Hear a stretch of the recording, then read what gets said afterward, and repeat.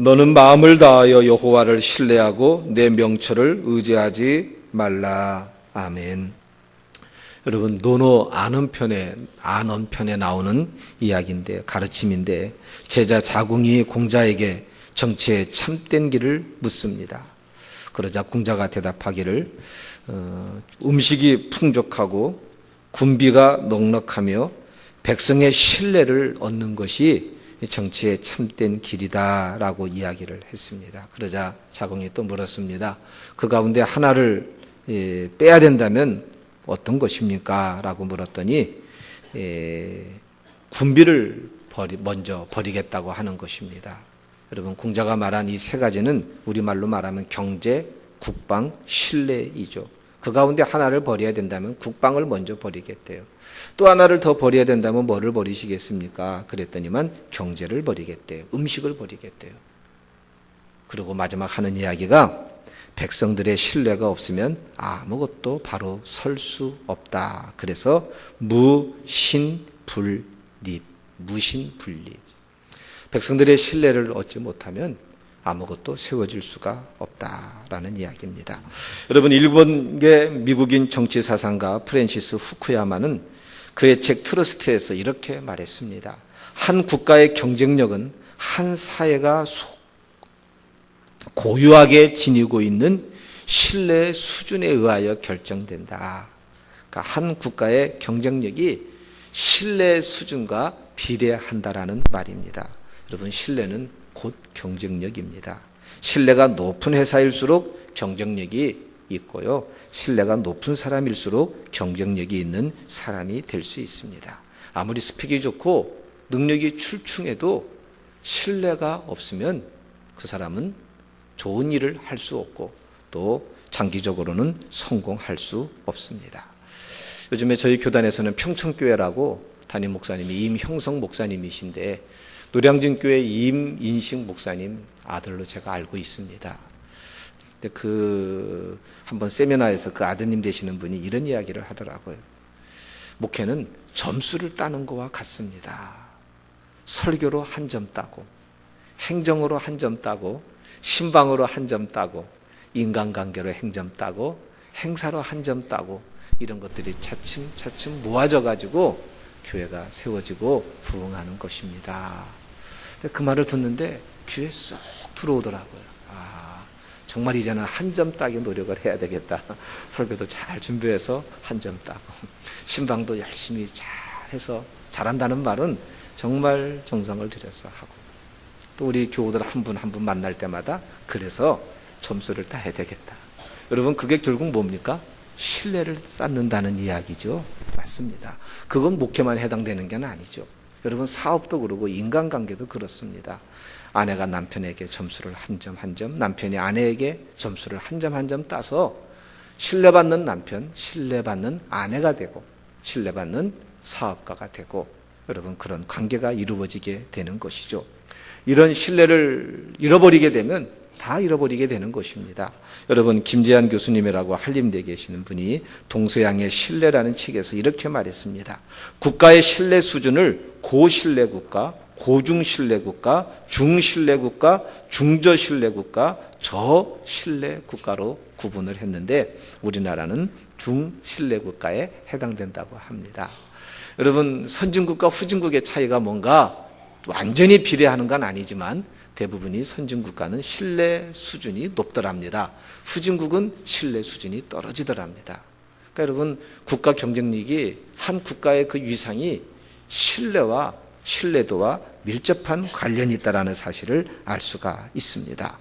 우린 신뢰는 눈에 보이지 않는 것입니다. 그래서 당장 먹고 살기에 급급하신 분들은 무슨 신뢰가 다른 말로 믿음이잖아요.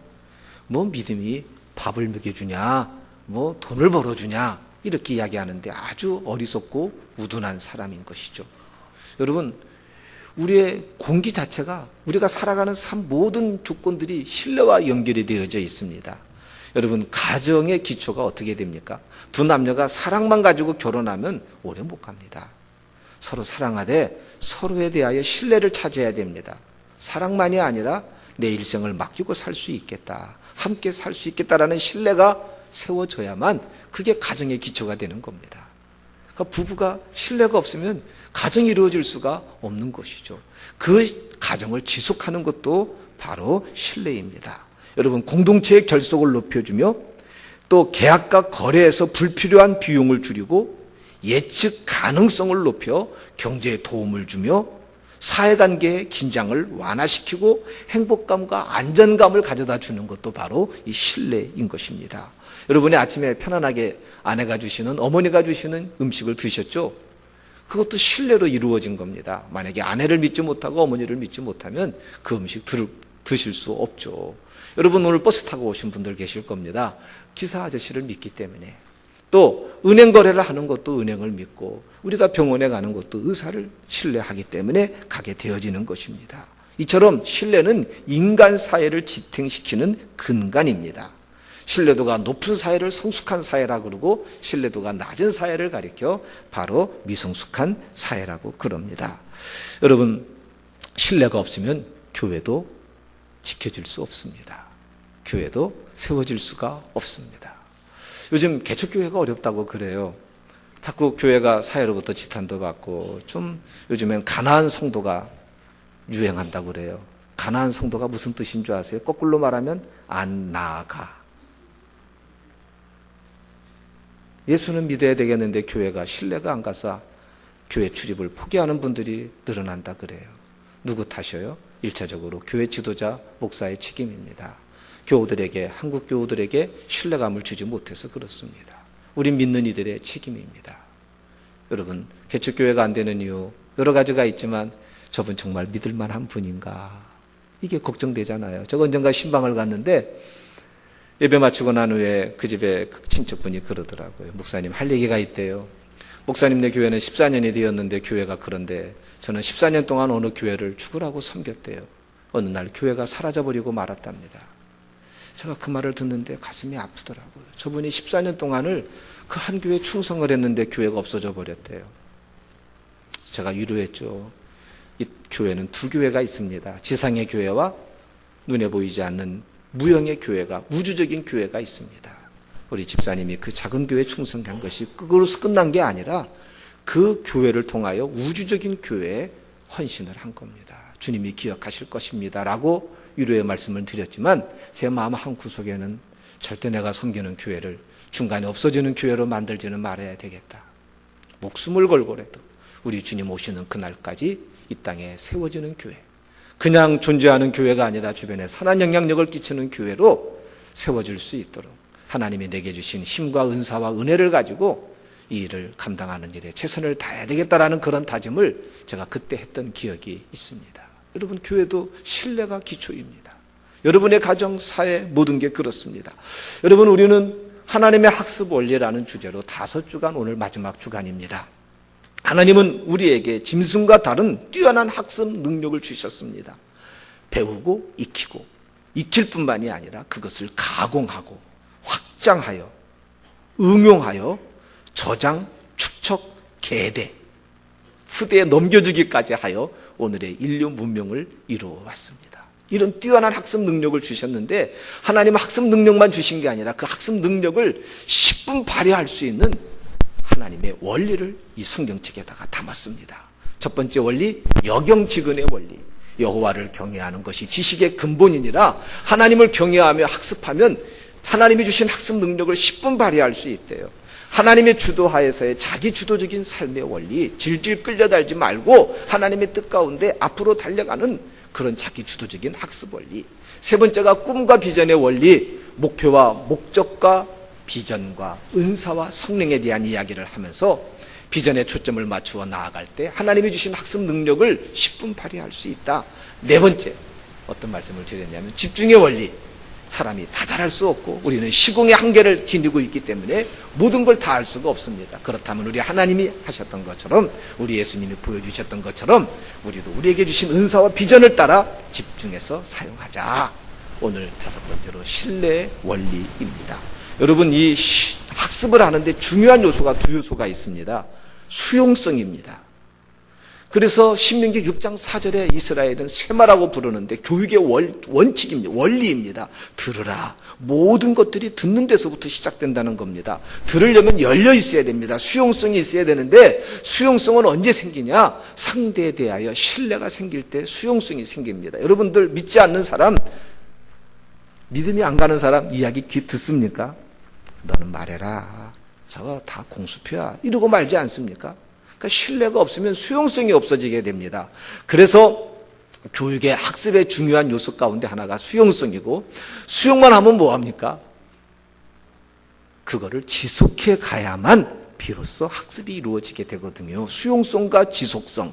이 수용성과 지속성의 기초가 신뢰입니다. 부모에 대하여 신뢰합니다. 그럼 아이가 부모의 말에 스펀지처럼 받아들입니다. 그게 지속됩니다. 어머니 아버지가 수십 년 걸쳐서 인생을 살아오면서 가졌던 생의 지혜와 그 보석과 같은 그런 교훈들이 자녀에게 그대로 물려져 내려가요. 그런데 부모를 신뢰하지 아니하는 아이는 그 말을 안 듣거든요. 여러분 죄송하지만 우리나라 고등학생들 청소년들이 조사에 의하면은요 부모 신뢰 55% 정도밖에 안 돼요. 유럽이나 미국은요 70% 가까이. 유럽도 60몇 %가 돼요. 우리나라가 이렇게 부모를 신뢰 안 한다는 거예요. 그러니 부모 말을 안 들으니 여러분 어떻겠어요? 어리석은 일이죠. 그리고 부모를 신뢰하면 그것을 계속해서 이어가게 됩니다. 그러니 그 아이가 얼마나 지혜롭고 분별력 있는 아이가 되겠어요. 학습 능력이 달라요. 학교에서 선생님을 신뢰하고 그 말에 귀를 기울이는 그 아이요. 학업 성적이 뛰어날 수밖에 없어요. 우리 교우님들한테 꼭 부탁드려요. 교회에서 속상한 일이 있어도요, 목사한테 상처받고 막 이래도요, 절대 아이들 앞에서 교회에 대하여 불신 갖고 목회자에 대해 불신 갖도록 여러분 하시면 정말 바보 멍청이에요.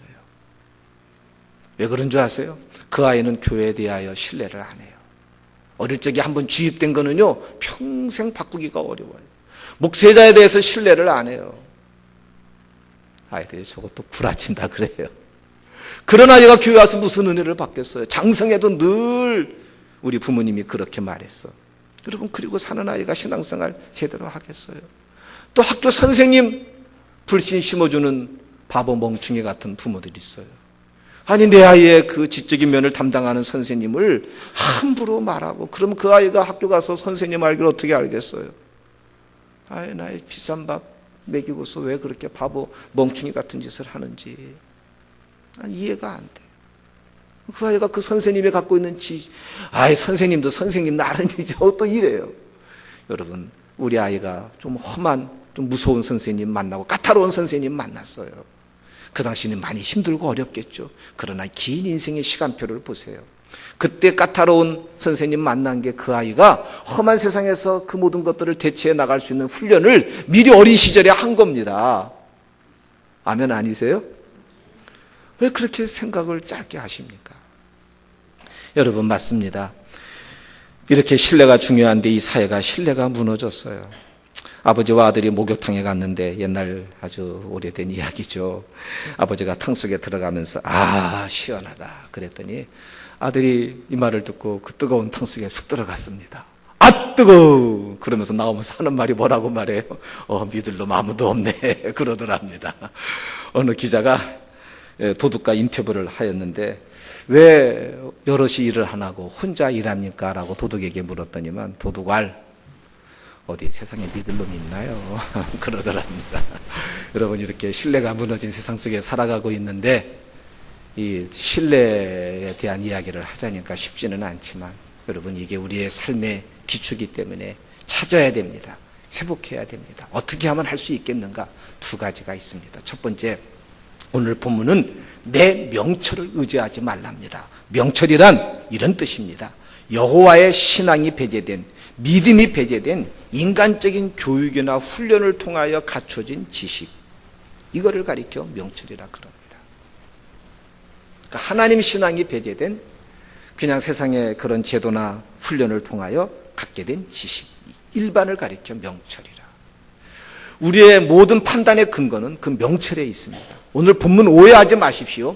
명철을 의지하지 말라고 그랬지 사용하지 말라는 말은 안 했습니다. 사용하셔야 됩니다. 잘 쓰셔야 됩니다.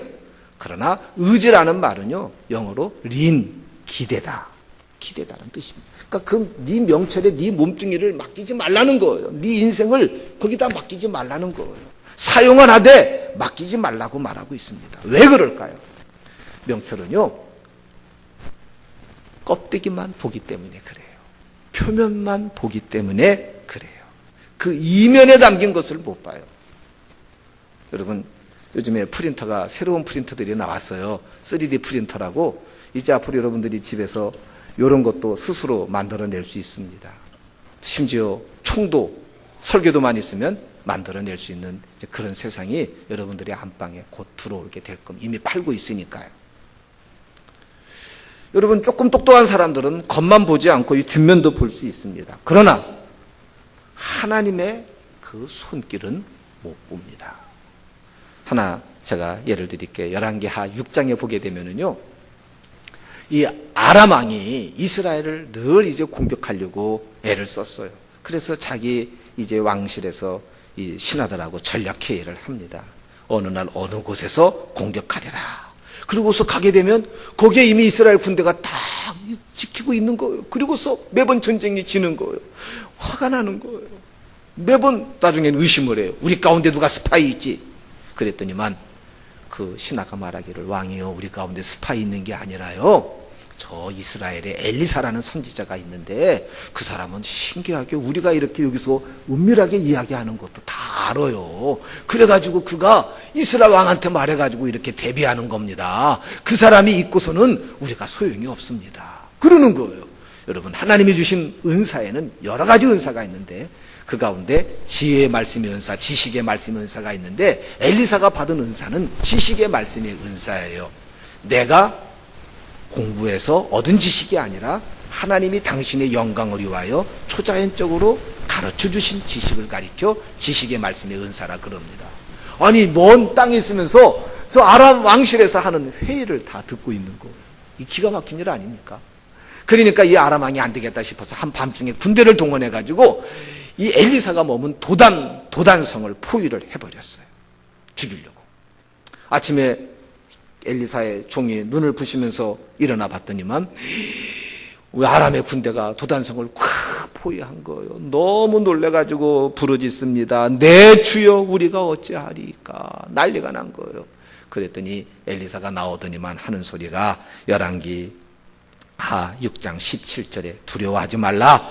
우리와 함께한 자가 그들과 함께한 자보다 많으니라.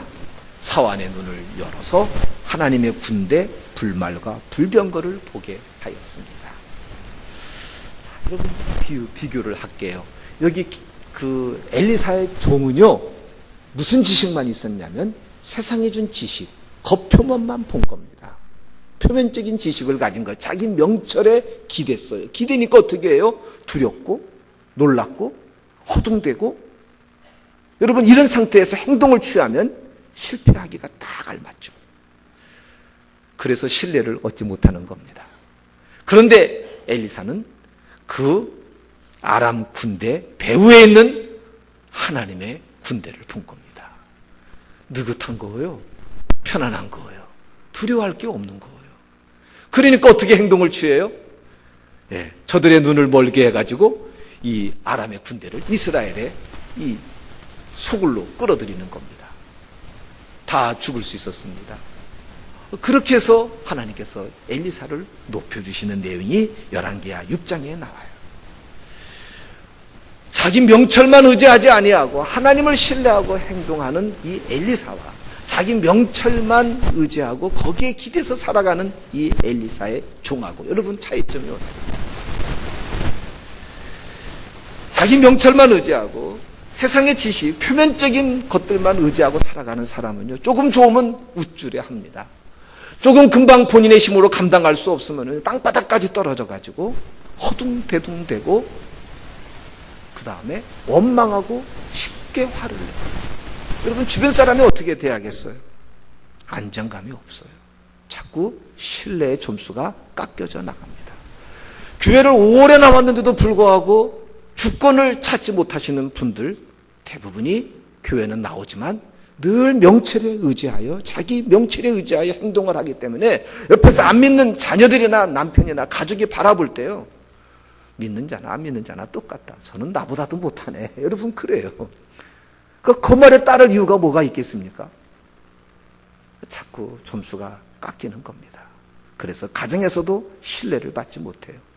여러분 이 얼마나 우스운 이야기입니까? 또 하나 이야기를 드릴게요. 이 룻이 아브라함의 조카인데 이제 둘 다 재산이 많아지게 되니까 함께 있을 수가 없게 되었어요. 아브라함이 내가 통하면 너는 서하고 서로 갈라서자, 나누어지자 그래요. 그러면서 조카 롯에게 먼저 땅을 차지할 권한을 주어요. 그랬더니 창세기 13장 10절에 보면 이에 롯이 눈을 들어 요단 지역을 바라본 즉 소알까지 온 땅에 물이 넉넉하니, 여기까지만 본 거예요.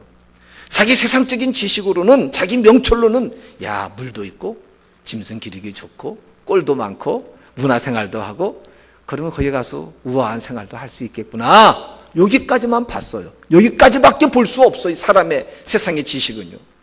그런데 그 다음 뭐라고요? 여호와께서 소돔과 고모라를 멸하시기 전이었다 그래요. 그 다음 날 이루어질 일을 세상의 지식은 알 수 없어요. 미리 예측들은 하지만 그 예측을 항상 깨잖아요. 여러분 한치 앞에 일어날 일을 알면은 여기 계시는 분들 세상의 돈은 다 가질 수 있습니다. 보세요.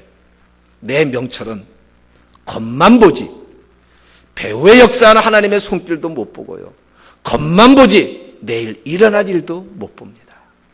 이거 의지하고 행동하고 살아가게 되면 그 결과가 어떻게 되겠습니까? 여러분 결코 신뢰를 얻을 수 없게 되죠. 그래서 이제 이렇게 말해야 됩니다. 내가 알고 있는 것이 전부가 아니다. 한번 따라해 주시죠. 내가 알고 있는 것이 전부가 아니다.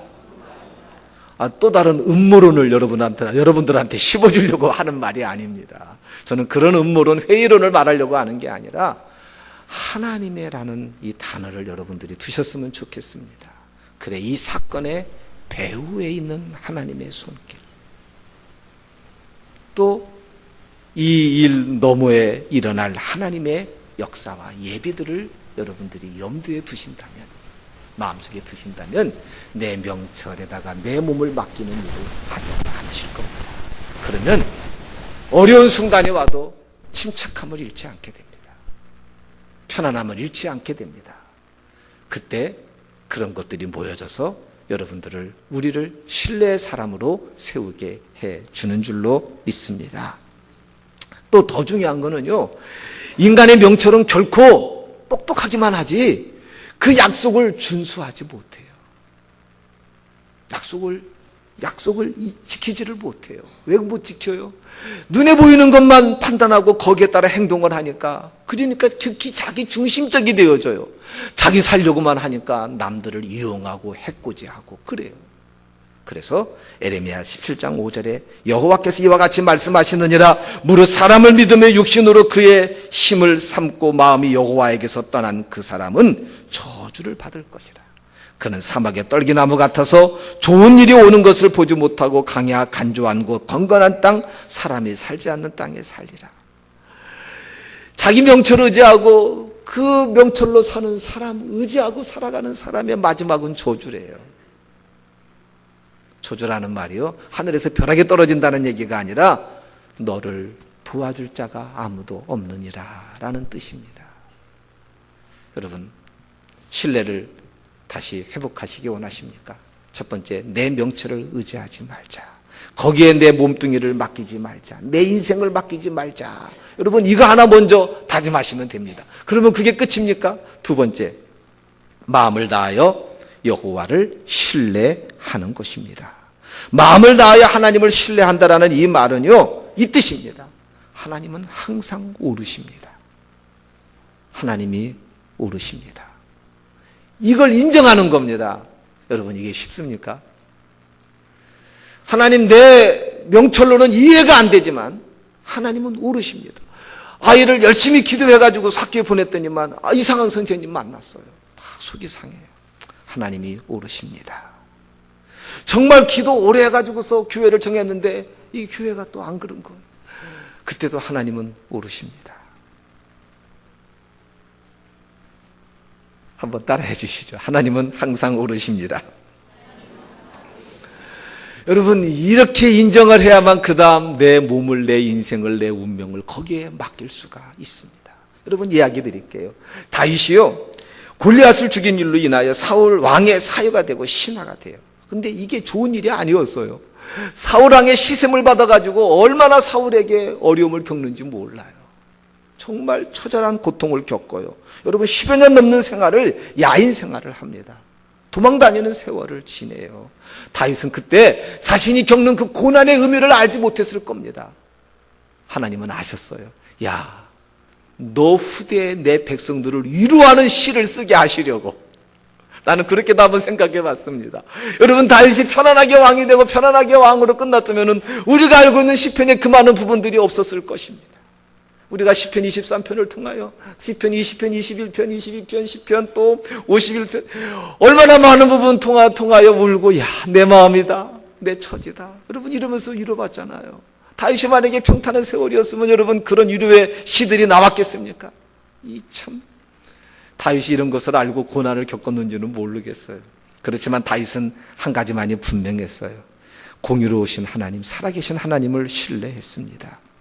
사무엘상 24장 11절 이하에 보게 되면요, 다윗이 엥게디 동굴 속에 들어가 있어요. 그런데 사울이 다윗이 먼저 들어와 있는지도 모르고 그 뒤에 따라와서 용변을 봐요.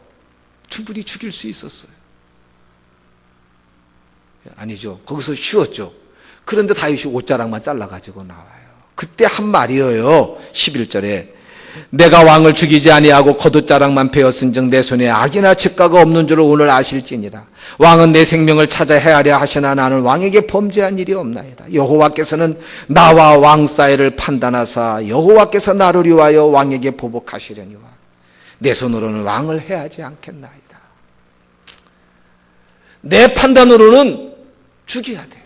그렇게 10여 년 동안 나를 괴롭히던 왕이 드디어 다윗의 손에 들어온 겁니다. 절호의 기회가 주어진 거예요. 왕만 죽이면 충분히 다윗이 왕이 될 수 있어요. 그렇게 하지 않겠대요.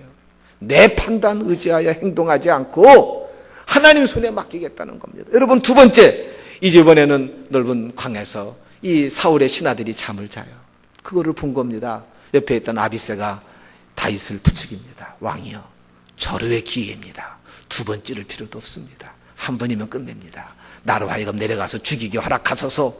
이때 다윗이 뭐라고 말하는 줄 아세요? 26장 9절에 다윗이 아비새에게 이르되 죽이지 말라. 누구든지 손을 들어 여호와의 기름 부음 받은 자를 치면 죄가 없겠느냐. 다윗이 또 이르되 여호와께서 살아계심을 두고 맹세하노니 여호와께서 그를 치시리니. 여호와께서 그를 치시리니. 혹 죽을 날이 이르거나 또는 전쟁에 나가서 망하리라. 죽을 날이 이른다는 말은요, 노안이 되어 자연사한다는 얘기예요. 그때까지라도 내가 기다리겠다는 거예요. 저 사람 죽여서 내가 왕이 되지 않겠다는 거예요. 아비새는 보세요. 아까 이야기했죠. 엘리사의 종과 엘리사, 아브라함과 롯의 차이를 말씀드렸습니다. 이번에는 다윗의 장군인 아비새와 다윗을 비교해 보십시다. 아비새는요, 자기의 명철만 생각한 거예요. 자기 판단이 나쁜 놈이에요. 자기 주군을 괴롭히고 죽이려는 사람이에요. 하나님이 좋은 기회를 주셨다고 생각을 했어요. 자기 명철대로 결정을 내린다면 죽여야 되는 거예요. 이게 아비새의 판단입니다. 자기 명철만 의지하고 살아가는 사람의 행동의 결론입니다. 그러나 다윗은 그러지가 않았어요. 하나님을 신뢰했어요. 하나님이 붙여준 사람이라면, 하나님이 나로 하여금 겪게 하는 고난이라고 한다면 내가 손대지 않겠다는 거예요. 하나님께 유임해요. 여러분 보세요. 이런 모습을 아비새가 봤어요. 자기 그렇게 사울왕이 그렇게 괴롭히고 죽이려고 하는데도 왕을 대적하지 아니하는 이 다윗의 모습을 본 겁니다. 이 아비새가 어떤 태도를 취했겠어요? 야, 우리 죽은 진짜 죽은이다. 여러분, 아무리 사울이 못된 짓을 했어도요, 사울의 고향 사람들은 사울을 지지, 우리나라도 그러잖아요. 온통 전국에서 뭐라고 해도 그쪽 지역 사람들은 그분을 영웅처럼 생각하는 또 길도 있잖아요.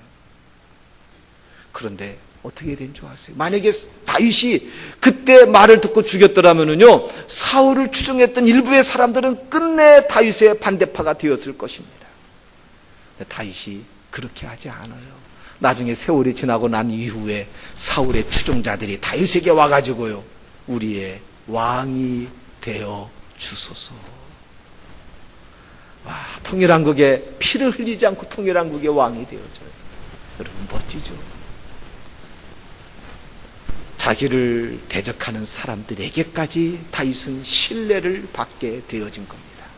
여러분, 신뢰를 쌓는 길은요, 내 명철에만 근거하여 살아가게 되면 신뢰를 자꾸 잃어버리게 되어져요. 잔머리 쓴다고 그러잖아요.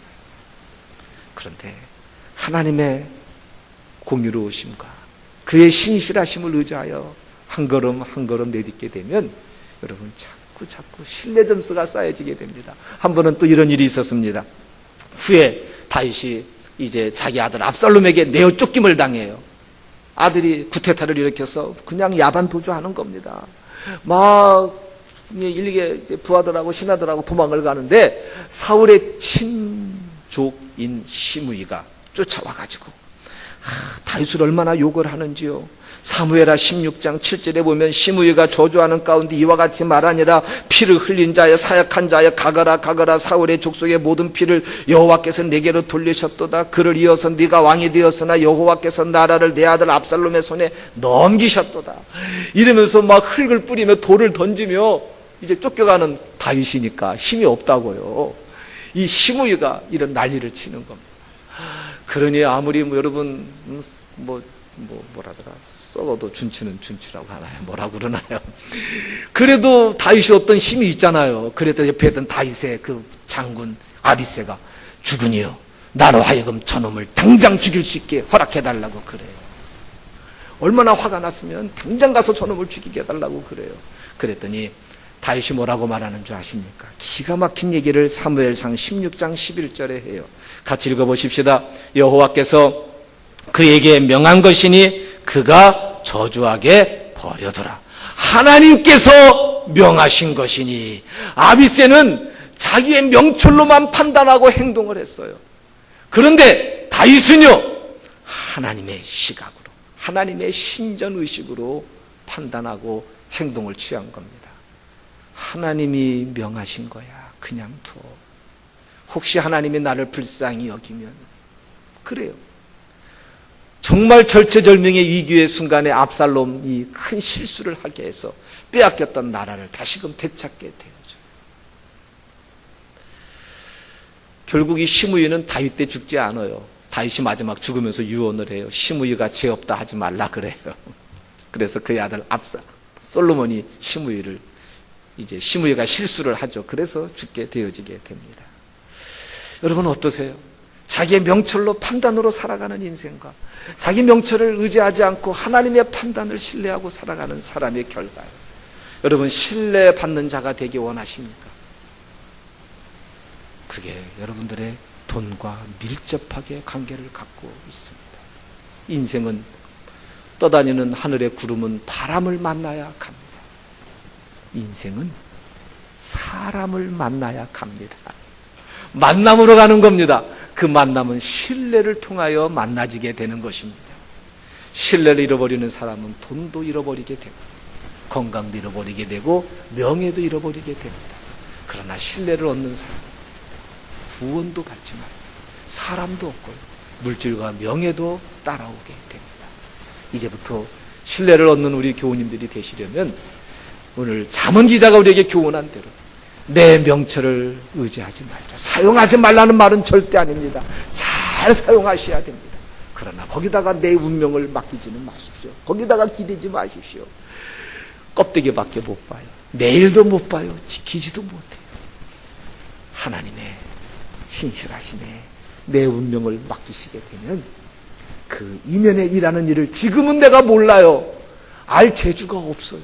그러나 긴 세월 지나고 나면 하나님 그래서 그때 그 사람 붙여줬고 그 어려운 일들을 만나게 하셨구나. 그래 형씨가 잘 감당했다. 잘했다. 이런 마음이 드시게 될 겁니다. 그러면 사람을 얻고 하나님의 마음을 얻는 자가 되어지게 됩니다. 거기서 끝나는 줄 아세요? 여러분 더 중요한 게 있습니다. 하나님을 이렇게 신뢰하는 사람은요, 사람을 또 신뢰해요. 믿을 놈 아무도 없어. 여러분, 그 한비자가 이런 이야기를 했습니다. 세상에 믿을 놈은 한 사람도 없고 오직 권모와 술수로서 살아남는 길만이 믿을 수 있다. 이탈리아 정치 사상가인 마키아벨리는 뭐라고 말했냐면, 지도자는 결코 부활을 믿으면 그에게 죽는다. 아무도 안 믿으려고 그래요. 여러분, 내가 아무도 안 믿는 것처럼 그것을 당하는 그 사람은요, 똑같이 말을 합니다. 기회만 있으면 뒤통수를 치르고 그러죠. 여러분, 우리 자녀가 선생님의 신뢰를 못 받아요. 부모의 신뢰를 못 받는 자녀 어떻게 되겠어요? 저는 학생 시절에 저희 어머님에게 신뢰를 못 받았습니다. 너는 맨날 하는 짓이 똑같아, 그 모양이야. 그때부터 머리가 돌았습니다. 그래, 신뢰 못 받는 짓만 하고 다니자, 이거였습니다. 여러분, 남편도 그렇습니다. 아내에게 신뢰 못 받는 남편, 그래, 어차피 신뢰 못 받는데 뭐 개차반 노릇 합니다. 아내도 남편에게 신뢰받지 못하면 함부로 살아요. 여러분, 교우들도 목사에게 신뢰받지 못하면 문제만 일으켜요. 신뢰받지 못하는 목사, 뭐를 잘할 수 있겠습니까? 여러분, 세상에 명철만 의지하면 결코 신뢰할 수 없는 사람을 신뢰할 수 없어요. 그럼 어떻게 하면 됩니까? 우리 예수님 태도로 신뢰가 안 갔어요. 그럴 때도 하나님의 능력을, 하나님의 판단을 의지한 거예요. 그래서 네 이름을 시몬이라 하지 말고 베드로라 하라. 그 신뢰할 수 없는 사람을 신뢰한 겁니다. 저가 교회가 기초가 될 인물이라는 것을 보신 거예요. 여러분, 우리 남편, 우리 배우자 속을 뒤지게 썩입니다. 그래도 주님의 눈으로 봅니다. 하나님을 신뢰하고 봅니다. 그러면 그 남편 신뢰할 수 있어요. 끝까지 남편을 믿어주는 겁니다. 남편의 발걸음이 집으로 돌이켜지게 됩니다. 우리 아이 믿을 수 없어도 믿는 겁니다. 저희 큰아이가 속을 학생 시절 때 많이 썩였어요. 우리 집사람 우는 게 일이었습니다. 그래도 한 번도 입만 열면 저주의 말이 나올 것 같아 우리 집사람이 말을 안 했대요. 난 너 믿어. 하루는 아들이 그러더래요. 꿈에, 엄마, 나 예수님만 믿고 살 거야. 꿈 같은 이야기였는데 어느 날 그렇게 되더래요. 여러분, 나도 우리 교우들 겉만 보면 어떨 때는 막 속상하고 섭할 때가 있습니다. 아니지, 하나님이 나 같은 자도 믿어주고 하나님이 나 같은 자를 기대해 줬는데 나도 우리 교우들을 신뢰하고 기대해야 되겠다. 제 명철을 의지하면 그럴 수 없지만 하나님을 신뢰하면 그렇게 될 수 있는 줄로 믿습니다. 말씀 마무리 짓겠습니다. 신뢰받는 인생, 신뢰하는 인생이 되십니다. 우리의 가정이 견고히 서고 우리의 교회가 견고히 서고 여러분들의 생에 물질과 영광과 생명이 늘 따르게 되어질 줄로 믿습니다. 자리에서 일어나십시다. 우리 가슴에 손을 대어 보십시다.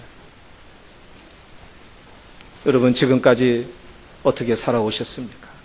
내 명철만 최고라고 생각하고 그것만 의지하고 거기에 내 운명을 맡기고 살아왔습니까? 여러분, 그럴수록 신뢰는 없어져 버리고 맙니다. 우리는 겉표면만 보지 그 배후에 역사하는 하나님의 오묘한 손길을 알 수가 없습니다. 한 치 앞도 볼 수가 없는 우리 인생인데 그런 명철을 의지하고 살면 어떻게 되겠습니까? 오늘 잠언 기자는 말합니다. 내 명철을 의지하지 말고 내 마음을 다하여 여호와를 신뢰하라 말합니다. 여호와를 신뢰하고 하나님을 신뢰하는 자, 신뢰받는 인생, 신뢰 주는 인생이 되어 함께 살게 될 줄로 믿습니다.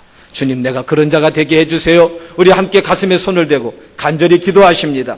아버지 하나님, 은혜를 감사합니다. 우리 사랑하는 교우들을 붙잡아 주옵소서. 은혜를 입혀 주시옵소서. 주님, 내 명철을 의지하여 살지 아니하게 하시고 하나님을 신뢰하고 사는 자가 되어 신뢰를 받는 자가 되게 하시고 신뢰를 주는 자가 되게 하여 주시고 우리 아들에게, 우리 자녀에게, 우리 배우자에게, 내 주변의 교우들에게 신뢰를 받고 신뢰를 주는 자가 되어 저들이 머문 곳에 아름다운 열매들이 맺혀지도록 은혜를 내려 주옵소서. 성령이여, 성령이여 임하여 주옵소서. 저들의 마음으로 어루만져 주시옵소서. 신뢰받는 인생이 되고 신뢰 주는 자가 되어줘 하나님 우리에게 주신 이 놀라운 능력들을 10분 발휘하고 살아가는 자들 되도록 복 내리워 주시옵소서.